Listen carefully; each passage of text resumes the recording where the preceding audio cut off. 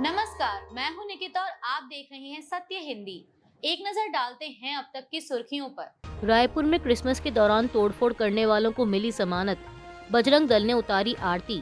बजरंग दल के 7 कार्यकर्ता जमानत पर रिहा। संगठन ने जताया गर्व। छत्तीसगढ़ की राजधानी रायपुर में क्रिसमस की सजावट को लेकर मॉल में हुई तोड़फोड़ के मामले में गिरफ्तार अभियुक्तों को जमानत मिल गई है। जमानत के बाद बजरंग दल के कार्यकर्ताओं और परिजनों ने ढोल नगाड़ों के साथ उनकी आरती उतारी, माला पहनाई और स्वागत किया। बजरंग दल के जिला संयोजक विजेंद्र वर्मा ने कहा कि उनके कार्यकर्ता धर्म और संस्कृति की रक्षा के लिए जेल गए थे और संगठन को उन पर गर्व है। आरोप है कि पिछले हफ्ते रायपुर के मैग्नेटो मॉल में क्रिसमस सजावट का विरोध करते हुए कर्मचारियों से जाति और धर्म पूछकर धमकाया गया और तोड़फोड़ की गई। कुछ इलाकों में सजावट करने वाले दुकानदारों के साथ मारपीट की खबरें भी आई थी। इस मामले में पुलिस ने एक नाबालिग सहित बजरंग दल के 7 कार्यकर्ताओं को गिरफ्तार किया था। गिरफ्तारी के विरोध में 27 दिसंबर को बजरंग दल ने तेली बांधा थाना के सामने चक्का जाम कर कई घंटों तक मुख्य सड़क बंद कर प्रदर्शन किया था। बलोच नेता मीर यार की चेतावनी। सीपीईसी की आड़ में चीन बलूचिस्तान में तैनात कर सकता है सैनिक। बलूचिस्तान में चीनी सेना की तैनाती से भारत की सुरक्षा को खतरा। मीर यार बलोच नेता ने विदेश मंत्री एस जयशंकर को लिखा खुला पत्र। बलोच नेता और मानवाधिकार कार्यकर्ता मीर यार बलोच ने भारत को चेतावनी दी है कि चीन आने वाले महीनों में पाकिस्तान के बलूचिस्तान प्रांत में अपने सैनिक तैनात कर सकता है। उन्होंने विदेश मंत्री एस जयशंकर को लिखे खुले पत्र में कहा कि यह कदम चीन पाकिस्तान आर्थिक गलियारा यानी सीपीईसी की आड़ में उठाया जा सकता है और इससे न सिर्फ बलूचिस्तान बल्कि भारत की सुरक्षा को भी खतरा होगा। मीर यार ने खुद को रिपब्लिक ऑफ बलूचिस्तान का प्रतिनिधि बताते हुए कहा कि चीन पाकिस्तान की दोस्ती गहरी हो चुकी है और सीपीईसी अंतिम चरण में है जो बलूचिस्तान से होकर गुजरता है। उन्होंने कहा कि 6 करोड़ बलोच लोगों की मर्जी के बिना चीनी सेना की मौजूदगी अकल्पनीय खतरा होगी। पत्र में भारत बलूचिस्तान के ऐतिहासिक रिश्तों, हिंगलाज माता मंदिर और 2025 के ऑपरेशन सिंदूर की भी चर्चा की गई। वहीं भारत, चीन या पाकिस्तान की ओर से अभी कोई आधिकारिक प्रतिक्रिया नहीं आई है। इंदौर दूषित पानी मामला, 15 मौतों के बाद सख्त कार्रवाई। मुख्यमंत्री मोहन यादव ने अफसरों पर की कार्रवाई, वर्चुअल बैठक बुलाई। अपर आयुक्त को तत्काल इंदौर से हटाया गया। इंदौर के भागीरथपुरा क्षेत्र में दूषित पानी पीने से हुई मौतों के मामले में मध्य प्रदेश के मुख्यमंत्री मोहन यादव ने कड़ी कार्रवाई की है। इस घटना में अब तक 15 लोगों की जान जा चुकी है। मुख्यमंत्री ने सोशल मीडिया प्लेटफॉर्म एक्स पर जानकारी देते हुए कहा कि इंदौर में दूषित पेयजल आपूर्ति के लिए जिम्मेदार अधिकारियों पर कार्रवाई की गई है और प्रदेश के अन्य क्षेत्रों में ऐसी घटनाएं न हो, इसके लिए सुधारात्मक कदम उठाए जा रहे हैं। उन्होंने संबंधित अधिकारियों को समयबद्ध कार्य योजना बनाने के निर्देश दिए। मुख्यमंत्री ने बताया कि इस विषय पर आज शाम प्रदेश के सभी 16 नगर निगमों के महापौर, अध्यक्ष, आयुक्त, जिला कलेक्टर, स्वास्थ्य विभाग, नगरीय विकास विभाग और लोक स्वास्थ्य यांत्रिकी विभाग के अधिकारियों के साथ वर्चुअल बैठक बुलाई गई है। इस मामले में इंदौर नगर निगम आयुक्त और अपर आयुक्त को कारण बताओ नोटिस जारी किया गया है और अपर आयुक्त को तत्काल इंदौर से हटाया गया है और जल वितरण विभाग का प्रभार प्रभारी अधीक्षण यंत्री से वापस ले लिया गया है। इंदौर दूषित पानी मामला, हाईकोर्ट सख्त। हाईकोर्ट ने नगर निगम को टैंकर और साफ सप्लाई के आदेश दिए। सीवेज मिले पानी से 1500 से ज्यादा लोग बीमार। इंदौर में दूषित पीने के पानी से हुई मौतों और बड़ी संख्या में लोगों के बीमार पड़ने के मामले में मध्य प्रदेश हाईकोर्ट ने सख्त रुख अपनाया है। जनहित याचिका पर सुनवाई करते हुए हाईकोर्ट की इंदौर बेंच ने नगर निगम को तुरंत अतिरिक्त पानी के टैंकर भेजने और साफ पानी की नियमित आपूर्ति सुनिश्चित करने का आदेश दिया। कोर्ट ने कहा कि इंदौर की छवि और सम्मान बनाए रखना जरूरी है। बता दें कि मामला इंदौर के भागीरथपुरा इलाके का है, जहां पाइपलाइन लीकेज के कारण सीवेज का पानी पीने के पानी में मिल गया। अब तक 1500 से अधिक लोग बीमार हुए हैं और कई मौतों की पुष्टि हुई है। मुख्यमंत्री मोहन यादव ने मुआवजे और कार्रवाई की घोषणा की है। इंदौर जल त्रासदी पर उमा भारती का अपनी ही सरकार पर हमला। उमा भारती बोली, यह पाप है, इसका प्रायश्चित करना होगा। उमा भारती ने सीएम मोहन यादव के लिए बताई परीक्षा की घड़ी। इंदौर में दूषित पानी पीने से हुई मौतों पर मध्य प्रदेश की पूर्व मुख्यमंत्री और बीजेपी की वरिष्ठ नेता उमा भारती ने कड़ी प्रतिक्रिया दी है। उन्होंने इस घटना को पाप बताते हुए कहा कि इसका प्रायश्चित करना होगा और जिम्मेदार लोगों को सजा मिलनी चाहिए। उमा भारती ने कहा कि यह मुख्यमंत्री मोहन यादव के लिए परीक्षा की घड़ी है और साल के अंत में हुई यह घटना पूरे प्रदेश सरकार और व्यवस्था के लिए शर्मनाक है। उन्होंने सवाल उठाया कि स्वच्छता के लिए पुरस्कार पाने वाले इंदौर में जहर मिला पानी कैसे लोगों तक पहुंचा।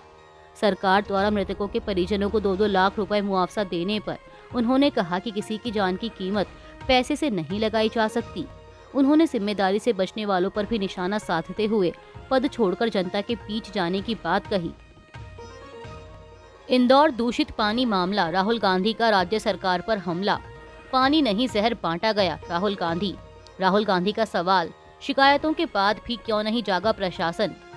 लोकसभा में नेता प्रतिपक्ष राहुल गांधी ने इंदौर में दूषित पानी पीने से हुई मौतों के मामले को लेकर राज्य सरकार पर निशाना साधा है। उन्होंने सवाल उठाया कि लोगों की ओर से बार बार शिकायत के बावजूद सुनवाई क्यों नहीं हुई। राहुल गांधी ने एक्स पर लिखा कि इंदौर में पानी नहीं जहर बटा और प्रशासन कुंभकर्णी नींद में रहा। राहुल गांधी ने कहा कि घर घर मातम है, गरीब बेबस हैं और ऊपर से बीजेपी नेताओं के अहंकारी बयान। जिनके घरों में चूल्हा बुझा है उन्हें सांत्वना चाहिए थी, सरकार ने घमंड परोस दिया। लोगों ने बार बार गंदे बदबूदार पानी की शिकायत की, फिर भी सुनवाई क्यों नहीं हुई। सीवर पीने के पानी में कैसे मिला, समय रहते सप्लाई बंद क्यों नहीं हुई। जिम्मेदार अफसरों और नेताओं पर कार्रवाई कब होगी। इंदौर जल त्रासदी पर राहुल गांधी का तंज, साफ पानी जीवन का अधिकार, राहुल गांधी। मध्य प्रदेश बना कुप्रशासन का एपी सेंटर, राहुल गांधी ने मध्य प्रदेश के कैबिनेट मंत्री कैलाश विजयवर्गीय के विवादित बयान को लेकर भी निशाना साधा। हालांकि उन्होंने किसी का नाम नहीं लिया। राहुल गांधी ने विजयवर्गीय पर निशाना साधते हुए कहा कि ये फोकट का सवाल नहीं, ये जवाबदेही की मांग है। साफ पानी एहसान नहीं, जीवन का अधिकार है और इस अधिकार की हत्या के लिए बीजेपी का डबल इंजन, उसका लापरवाह प्रशासन और संवेदनहीन नेतृत्व पूरी तरह जिम्मेदार है। मध्य प्रदेश अब कुप्रशासन का एपी सेंटर बन चुका है। कहीं खांसी के सिरप से मौतें, कहीं सरकारी अस्पताल में बच्चों की जान लेने वाले चूहे और अब सीवर मिला पानी पीकर मौतें। जब जब गरीब मरते हैं, मोदी जी हमेशा की तरह खामोश रहते हैं। बता दें कि इंदौर में दूषित पानी पीने से कई लोगों की मौत हो चुकी है। इस घटना में करीब 1500 लोग प्रभावित हुए हैं। उमर खालिद का मामला अंतर्राष्ट्रीय स्तर पर चर्चा में। अमेरिकी सांसदों ने जमानत और निष्पक्ष ट्रायल की मांग की। 5 साल से बिना ट्रायल जेल में उमर खालिद। जेल में बंद सामाजिक कार्यकर्ता और जेएनयू के पूर्व छात्र उमर खालिद का मामला अंतर्राष्ट्रीय स्तर पर चर्चा में है। फरवरी 2020 के दिल्ली दंगों से जुड़े आरोपों में उन्हें सितंबर 2020 में गिरफ्तार किया गया था और यूएपीए व आईपीसी की धाराओं के तहत वह पिछले 5 साल से तिहाड़ जेल में बंद हैं, जबकि अब तक उनका ट्रायल शुरू नहीं हो पाया है। हाल ही में न्यूयॉर्क के मेयर जोहरान ममदानी ने खालिद को पत्र लिखकर चिंता जताई। इसके अलावा 30 दिसंबर 2025 को अमेरिका के 8 डेमोक्रेट सांसदों ने भारत सरकार से खालिद को जमानत देने और निष्पक्ष समयबद्ध मुकदमा चलाने की मांग की। उन्होंने यूएपीए के दुरुपयोग पर भी सवाल उठाए। एमनेस्टी इंटरनेशनल समेत मानवाधिकार संगठनों ने उनकी तत्काल रिहाई की मांग की है। वहीं बीजेपी ने इसे भारत विरोधी साजिश बताते हुए कांग्रेस और राहुल गांधी पर निशाना साधा है।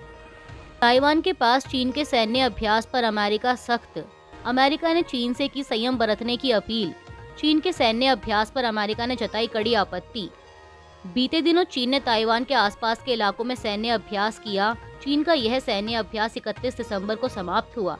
अब अमेरिका ने इस पर कड़ी प्रतिक्रिया दी है। अमेरिकी विदेश विभाग ने एक बयान में कहा कि चीन की सैन्य गतिविधियां और ताइवान और क्षेत्र के अन्य पक्षों को लेकर उसकी भाषा गैर जरूरी तनाव बढ़ा रही है। अमेरिका ने कहा कि हम चीन से संयम बरतने, ताइवान के खिलाफ सैन्य दबाव बंद करने और इसकी बजाय सार्थक संवाद में शामिल होने की अपील करते हैं। अमेरिका ताइवान स्ट्रेट में शांति और स्थिरता का समर्थन करता है और वर्तमान स्थिति में किसी भी एक तरफा बदलाव का विरोध करता है, चाहे वह बल प्रयोग या किसी दबाव के जरिए ही क्यों न किया गया हो। ताइवान ने भी चीन के सैन्य अभ्यास का कड़ा विरोध किया था। बता दें कि चीन ताइवान को अपना हिस्सा मानता है, वहीं दूसरी ओर ताइवान खुद को एक आजाद मुल्क मानता है। उत्तराखंड मंत्री के पति का शर्मनाक बयान। बिहार की महिलाओं पर की आपत्तिजनक टिप्पणी। बिहार में 20-25 हजार में मिल जाती हैं, मंत्री के पति का वीडियो वायरल। उत्तराखंड में बीजेपी नेता गिरधारी लाल साहू ने माइक हाथ में आते ही मंच से बिहार की महिलाओं की कीमत तय कर दी। गिरधारी लाल साहू ऐसा बयान सिर्फ इसलिए दे पाए क्योंकि वो उत्तराखंड सरकार की महिला सशक्तिकरण मंत्री रेखा आर्या के पति हैं। सोशल मीडिया पर उनका वीडियो वायरल है, जिसमें वे बिहार की महिलाओं पर आपत्तिजनक टिप्पणी करते नजर आ रहे हैं। मंच से मंत्री के पति घोषणा करते हुए कह रहे हैं कि जिनकी शादी नहीं हुई वह सब उनके साथ बिहार चलें। साहू का यह बयान कुंवारों के लिए शादी की सलाह देते हुए दिया गया, जो महिलाओं को केवल वस्तु की तरह पेश करता है। अब उनके इस बयान से बड़ा बवाल हो गया है। सोशल मीडिया पर लोगों का गुस्सा फूट पड़ा। यूजर्स ने इसे सिर्फ बिहार की महिलाओं का अपमान नहीं बल्कि देश भर की महिलाओं के सम्मान पर हमला बताया है। उत्तराखंड की मंत्री के पति के बयान पर आरजेडी का हमला, पीएम मोदी और अमित शाह से जवाब की मांग। बिहार की महिलाओं पर आपत्तिजनक टिप्पणी को लेकर बवाल। आरजेडी ने अपने एक्स अकाउंट पर साहू के इस बयान को महिला विरोधी करार दिया। पार्टी ने साहू के बयान को कोट करते हुए लिखा कि लड़की बिहार से ले आएंगे, बिहार में 20 से 25 हजार में ही मिल जाती है, चलो हमारे साथ आपकी शादी कराते हैं। आरजेडी ने भाजपाइयों की घृणित सोच बताते हुए कहा कि भाजपाइयों और संघियों की बिहार की महिलाओं के बारे में ऐसी घृणित सोच है। इस मामले पर आरजेडी ने प्रधानमंत्री मोदी और गृह मंत्री अमित शाह की ओर से जवाब की मांग की।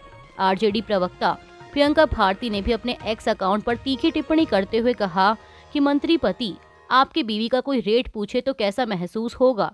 एक बिहारी होने के नाते मुझे ठीक वैसा महसूस हो रहा है। अभी के लिए इतना ही। बाकी की देश दुनिया की बड़ी खबरों के लिए जुड़े रहिए सत्य हिंदी के साथ। Copyright disclaimer under Section 107 of the Copyright Act 1976. Allowance is made for fair use for purposes such as criticism, comment, news reporting, scholarship, and research. Fair use is a use permitted by copyright statute that might otherwise be infringing.